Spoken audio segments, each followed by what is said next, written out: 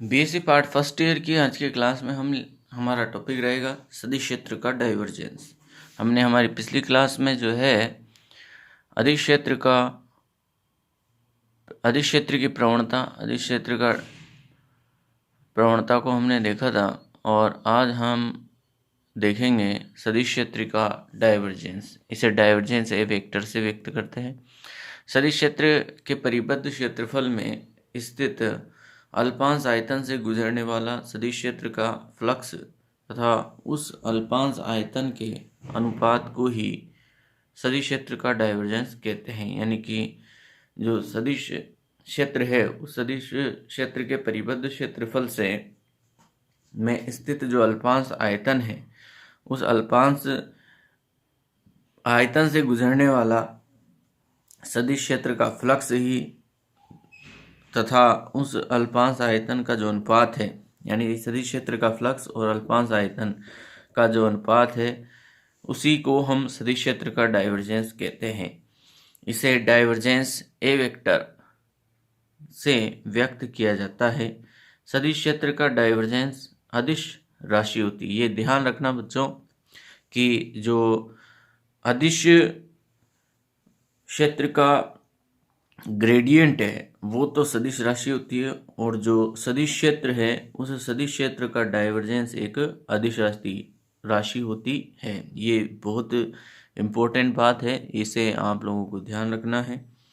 यदि अल्पांश आयतन कितना है, dv किसके बराबर है, लगभग 0 के बराबर है, नगण्य है, अल्पांश आयतन ले रहे हैं इसलिए हो, तो divergence of A vector is equal to limit लगेगी कि dv जो है बहुत अल्पांश है 1/dv, और ये जो उस अल्पांश क्षेत्रफल से गुजरने वाला फ्लक्स है वो, और ये dv का जो आयतन है उसका अनुपात ही क्या कहलाएगा, आपके डाइवर्जेंस a के रूप में। ये बंद पृष्ठ से गुजरने वाला फ्लक्स का मान। यहाँ बंद समाकलन जो दिखाई दे रहा है हमें, ए वेक्टर डॉट ds वेक्टर, ये dv आयतन में निर्गत फ्लक्स को व्यक्त करता है, तथा जो बंद समाकलन है ये बंद पृष्ठ पर समाकलन को व्यक्त करता है। आइए अब हम कार्तीय निर्देशांकों में जो डाइवर्जेंस है इसकी वैल्यू को फाइंड आउट करते हैं कि डाइवर्जेंस का कार्टेशियन कोऑर्डिनेट सिस्टम में वैल्यू क्या होगी। तो यहाँ हमने एक डायग्राम लिया है, इस डायग्राम को डिस्क्राइब करते हैं। माना कि कार्तीय निर्देश तंत्र में एक बिंदु P है, ये कार्तीय निर्देश तंत्र है। इस कार्तीय निर्देश तंत्र में हमने एक बिंदु P लिया है, ये रहा आपके बिंदु P, जिसके निर्देशांक x, y, z हैं। तो इस बिंदु P के निर्देशांक क्या है, x, y, z Cartesian coordinate system के अंतर्गत। इस बिंदु P पर सदिश क्षेत्र का मान a वेक्टर है। इस बिंदु P पर सदिश क्षेत्र का मान कितना ले रहे हैं हम, a वेक्टर के रूप में। इसके x, y और z दिशाओं में जो घटक है, जो सदिश क्षेत्र a वेक्टर ले रहे हैं, इसके x, y और z डायरेक्शन में क्या घटक हैं, ax, ay और az के रूप में है। अब हम बिंदु P के चारों ओर अल्पांश षटफलक की रचना करते हैं। हमने इसके चारों ओर एक अल्पांश जो है षटफलक का निर्माण किया है, जिसकी भुजाएं dx, dy, dz के रूप में होती है। ये dx भुजा, ये dy भुजा y डायरेक्शन में, ये dz भुजा z डायरेक्शन में। तो यदि हम इस षटफलक के आयतन की बात करें और इसका आयतन dv के रूप में लें, अर्थात इसका जो आयतन होगा dx, dx dot dy dot dz के रूप में होगा। x दिशा में सदिश क्षेत्र का, इसे देते हैं हम इक्वेशन फर्स्ट, ये हो गया आपके इक्वेशन 1। x दिशा में सदिश क्षेत्र का घटक ax के परिवर्तन की दर, जो x डायरेक्शन में इसका घटक है ax, इसके परिवर्तन की दर x डायरेक्शन में वो है del ax upon del x हो, तो बिंदु P से जो बिंदु P है, बिंदु P से dx/2 दूरी पर स्थित पृष्ठ BCFG पर सदिश क्षेत्र के x घटक का मान निम्न होगा। ये जो यहाँ से इससे dx/2 दूरी पर स्थित जो फलक है BGFC के रूप में, इस फलक पर जो इसका सदिश क्षेत्र के x घटक का जो मान होगा वो होगा ax plus del ax upon del x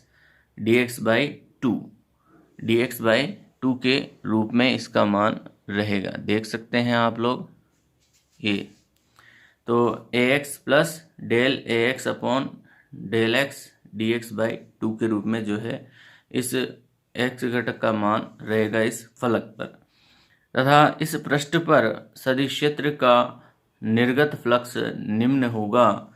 इस पृष्ठ से जो निर्गत सदिश क्षेत्र का फ्लक्स है उसका मान कितना होगा? ये तो x घटक का मान ax plus del ax upon del x dx/2, ये तो फ्लक्स का मान हो गया, और इसका जो है हम dy और dz दिशाओं से मल्टीप्लाई करेंगे तो dx इंटू dz, तो निर्गत कुल फ्लक्स का मान कितना हो जाएगा? x डायरेक्शन के अंतर्गत उस फ्लक्स है ये इतना हो जाएगा। इसे देते हैं हम इक्वेशन नंबर 3। इसी प्रकार बिंदु P से माइनस dx/2 दूरी पर स्थित पृष्ठ ADEH पर सदिश क्षेत्र के x घटक का मान। अब देखिए डायग्राम में देखते हैं ये पृष्ठ कौन सा है, ये डायग्राम रहा, तो इससे माइनस ये इधर चले तो dx/2 प्लस में, अब पीछे की ओर चलेंगे तो माइनस का dx/2 दूरी पर स्थित जो पृष्ठ है आप देख सकते हैं ADEH के रूप में ये पृष्ठ हमें दिखाई दे रहा है। तो इस ADEH पृष्ठ से निर्गत फ्लक्स का मान हम निकालेंगे।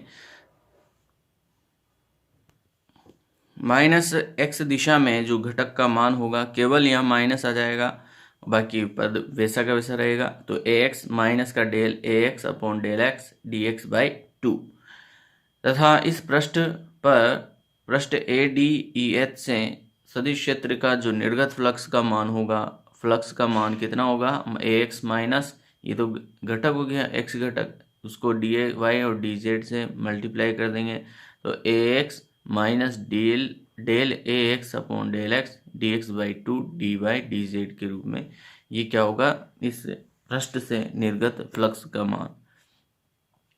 x दिशा में निर्गत कुल फ्लक्स, x दिशा में जो निर्गत कुल फ्लक्स का मान होगा वो कितना होगा? बात करें x डायरेक्शन में, हमने एक तो प्लस डायरेक्शन एक माइनस डायरेक्शन में जो फ्लक्स लिए हैं उनसे निर्गत कुल फ्लक्स का मान की बात करें तो पृष्ठ BCFG से निर्गत फ्लक्स में से हम ADEH से निर्गत फ्लक्स को क्या करेंगे? घटा देंगे, माइनस कर देंगे। तो आइए देखते हैं कुल फ्लक्स का मान कितना होगा। यहाँ घटाने का रीज़न क्या है? ये विपरीत डायरेक्शन में है, इसलिए जोड़ने पर यहाँ माइनस का चिन्ह इसके साथ आएगा। तो ax plus del ax upon del x/2 dy/dz minus ax minus का del ax upon del y del x/2 dy/dz। तो अब इसको ओपन करते हैं दोनों पदों को, तो ax जो है dy/dz से मल्टीप्लाई होगा, तो ax dy/dz, ये पूरा पद भी dy/dz से मल्टीप्लाई होगा, तो del ax upon del x del x/2 dy/dz। इसी तरह ये पूरा पद dy/dz से मल्टीप्लाई होगा, तो माइनस का ax dy/dz, फिर ये minus minus plus del ax by del x del x/2, ये रहा dx/2, और dy/dz के रूप में ये पद हमारे पास आता है। तो यहाँ टोटल यहाँ ये पद इससे कैंसिल हो जाएगा और हमारे पास जो है 2 into del ax upon del x dx/2 dy/dz, तो यहाँ 2 से 2 कैंसिल हो जाएगा और यहाँ हमारे पास बनेगा del ax upon del x dx dy dz। तो dx dy dz को हम क्या लिख सकते हैं, आयतन के रूप में, dv के रूप में। तो हमने इसे dv के रूप में लिख दिया है। सिमिलरली हम बात करें y डायरेक्शन और z डायरेक्शन की, तो y डायरेक्शन z डायरेक्शन में भी जो पृष्ठों से निर्गत कुल फ्लक्स के मान हैं, सिमिलरली y दिशा से जो निर्गत कुल फ्लक्स का मान होगा वो होगा del A Y upon del Y D. इसी तरह z दिशा से निर्गत कुल flux del A Z upon del Z D के रूप में बनेगा। तब हम बात करते हैं कि जो संपूर्ण षटफलक है, क्योंकि हमने जो है प्रत्येक दिशा से जो निर्गत कुल फ्लक्स का मान है वो फाइंड आउट कर लिया है। अब यदि हम बात करें संपूर्ण षटफलक से निर्गत कुल फ्लक्स की, तो इनका बंद समाकलन कर देते हैं। तो डेल बंद समाकलन A vector dot D S, तो उस प्रत्येक X direction, Y direction, Z direction से निर्गत कुल फ्लक्स की वैल्यू यहाँ हमने रखी, डीवी को हमने कॉमन ले लिया, और del A X upon del X X, del A Y upon del Y plus del A Z upon del Z और डी वी। अब जो डेल ऑपरेटर होता है, डेल संकारक, उसकी परिभाषा के अनुसार हम देखते हैं कि डेल ए वेक्टर बराबर डेल, यदि डेल ऑपरेटर पर हम ए वेक्टर जो सदिश हमारे पास सदिश राशि है उसके अप्लाई करते हैं, तो del by del X I cap, del by del Y J cap, del by del Z K cap, और ये हमारे पास सदिश राशि रही A X I cap, A Y J cap और ए जेड के कैप के रूप में। तो इसके साथ जब हम गुणन करेंगे, अदिश गुणन डॉट प्रोडक्ट, तो यहाँ हमारे पास जो वैल्यू मिलेगी डेल डॉट ए की, वो मिलेगी del A X upon del X, del A Y upon del Y, del A Z upon del Z के रूप में। समीकरण 9 से मान जो है समीकरण 8 में मान रखते हैं हम अब। तो डेल बंद समाकलन A vector dot D S vector की वैल्यू हमने निकाली del dot A vector D V के रूप में। तो del dot A vector is equal to 1 upon D V, del dot A vector की बात कर रहे हैं तो 1 अपॉन डी वी बंद समाकलन A vector dot D S vector के रूप में हमें पद मिलेगा। अब यदि आयतन अल्पांश ले रहे हैं, डी वी टेंस टू कितना ले रहे हैं हम, 0 के करीब, बहुत अल्प, तो उस स्थिति में लिमिट लग जाएगी del dot A vector is equal to limit D V tends to 0, तो 1 अपॉन डी वी बंद समाकलन A vector dot D S. तो डाइवर्जेंस की जो परिभाषा है उसके अनुसार divergence of A vector limit D V tends to 0, 1 upon D V बंद समाकलन A vector dot D S vector. तो यहाँ देखें तो 10 और 11 दोनों समीकरणें एक ही बात को व्यक्त करती है, डाइवर्जेंस को। तो डाइवर्जेंस ए वेक्टर, इनके जो राइट पार्ट है वो इक्वल है, यानी कि डाइवर्जेंस ए वेक्टर कितना किसके बराबर होता है, डेल डॉट ए वेक्टर के बराबर होता है। यानी कि किसी सदिश भौतिक राशि का जो को डेल ऑपरेटर के साथ अदिश गुणन किया जाए तो वही क्या कहलाता है, आपका डाइवर्जेंस। तो यहाँ सदिश भौतिक राशि का जो है डेल ऑपरेटर के साथ अदिश गुणन कराया जाए तो वही आपका डाइवर्जेंस ए वेक्टर कहलाता है। यानी कि divergence A vector is equal to del dot A vector के रूप में। अर्थात किसी सदिश फलन का डाइवर्जेंस अदिश राशि होता है, इनका गुणन करेंगे अदिश गुणन तो अदिश राशि मिलेगी। इसलिए किसी सदिश फलन का डाइवर्जेंस या किसी सदिश राशि का डाइवर्जेंस अदिश राशि होती है तथा यह डेल संकारक व सदिश फलन के अदिश गुणनफल के बराबर होता है, ये देख सकते हैं हम लोग। अब बात करते हैं हम सदिश क्षेत्र के डाइवर्जेंस का क्या भौतिक महत्व है, क्या फिजिकल मीनिंग से यहाँ से निकलते हैं, उसकी वैल्यूज क्या क्या है, बहुत इम्पोर्टेंट है बात है। यदि सदिश क्षेत्र का स्रोत बंद पृष्ठ में परिबद्ध हो तो बल रेखाएं बाहर की ओर निकलती है, तो इस स्थिति में फ्लक्स का मान फाई फ्लक्स को व्यक्त कर रहा है, यानी कि फ्लक्स का मान ग्रेटर देन टू 0 अर्थात धनात्मक प्रवृत्ति का होता है। यदि सदिश क्षेत्र का जो सोर्स है वो बंद पृष्ठ में परिबद्ध है तो उस स्थिति में जो है बल रेखाएं जो निकलती है वो धनात्मक प्रवृत्ति की होती है। यदि हम बात करें जैसे विद्युत क्षेत्र का स्रोत क्यू आवेश है, पॉजिटिव क्यू आवेश लेते हैं तो विद्युत बल रेखाएं बाहर की ओर निकलती है। इस स्थिति में फ्लक्स का मान धनात्मक होता है, जो कि जिसे चित्रानुसार हम व्यक्त कर सकते हैं कि एक पॉजिटिव क्यू आवेश किसी बंद पृष्ठ में है तो उससे बल रेखाएं बाहर की ओर निकलती है इस तरह से। आइए दूसरा एग्जाम्पल लेते हैं। यदि सदिश क्षेत्र का सिंक बंद पृष्ठ में परिबद्ध हो, यानी कि सिंक की बात करें तो एक तो होता है स्रोत, एक ये तो स्रोत तो प्लस क्यू से लेते हैं, सिंक को हम लेते हैं माइनस क्यू से। तो स्रोत सदिश क्षेत्र का सिंक बंद पृष्ठ में परिबद्ध हो तो बल रेखाएं अंदर की ओर प्रवेश करती है। इस स्थिति में फ्लक्स का मान यानी कि phi is less than two 0 होता है अर्थात ऋणात्मक प्रवृत्ति का होता है। और सिंक के रूप में हम माइनस क्यू आवेश को लेते हैं, सोर्स के रूप में हम प्लस क्यू आवेश को लेते हैं, ये ध्यान रखना। यदि हम विद्युत क्षेत्र का सिंक माइनस क्यू आवेश लेते हैं तो विद्युत बल रेखाएं अंदर की ओर प्रवेश करती है। इस स्थिति में फ्लक्स का मान ऋणात्मक प्राप्त होता है, जो कि चित्रानुसार व्यक्त है। ये माइनस क्यू आवेश किसी बंद पृष्ठ में है तो यहाँ से इसमें जो है बल रेखाएं प्रवेश करती है।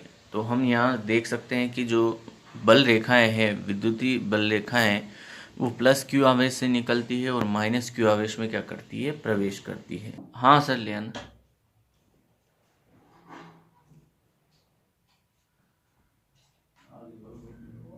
यदि सदिश क्षेत्र का स्रोत व सिंक दोनों ही बंद पृष्ठ में परिबद्ध हों तो इस स्थिति में फ्लक्स का मान 0 प्राप्त होता है अर्थात फाई बराबर 0। यदि हम विद्युत क्षेत्र का स्रोत प्लस क्यू आवेश तथा सिंक माइनस क्यू को बंद पृष्ठ में परिबद्ध कर दें तो विद्युत बल रेखाएं प्लस क्यू से निकलकर माइनस क्यू की ओर प्रवेश करती है, जिससे कुल फ्लक्स का मान कितना हो जाएगा, 0 हो जाएगा, जिसे चित्रानुसार व्यक्त किया गया है। ये प्लस क्यू आवेश, ये माइनस क्यू आवेश, तो प्लस क्यू से बल रेखाएं निकलेगी और माइनस क्यू में प्रवेश करती है। दूसरा उदाहरण लेते हैं हम चुंबक का। यदि चुंबक का 2 सोर्स होते हैं, एक तो एन ध्रुव और एक सिंक का एस ध्रुव, तो इस स्थिति में फ्लक्स का मान हमेशा कितना प्राप्त होता है, हमें 0 प्राप्त होता है, क्योंकि दोनों ध्रुव हमेशा साथ रहते हैं, इन्हें अलग नहीं किया जा सकता। तो नॉर्थ से बल रेखाएं निकलती है, चुंबकीय बल रेखाएं, और साउथ में जो है चुंबकीय बल रेखाएं प्रवेश करती है। ऐसा सदिश क्षेत्र जिसका डाइवर्जेंस 0 होता है वो परिनालिकीय सदिश कहलाता है। बहुत ही इम्पोर्टेंट क्वेश्चन यहाँ से आपके बनता है बच्चों। कई बार एग्जाम्स में पूछा गया, कॉम्पिटिटिव एग्जाम्स में भी कई बार पूछा जाता है फिजिक्स के रिलेटेड क्वेश्चन में, कि ऐसा सदिश क्षेत्र जिसका डाइवर्जेंस 0 होता है उसे कहते हैं परिनालिकीय सदिश। या पूछ लिया जाता है कि परिनालिकीय सदिश किसे कहते हैं, तो ऐसा सदिश जिसका डाइवर्जेंस कितना हो, 0 प्राप्त होता है, उसे हम परिनालिकीय सदिश कहते हैं। तो आज की क्लास में इतना ही। नेक्स्ट क्लास में हम नेक्स्ट टॉपिक को स्टडी करेंगे। Thank you.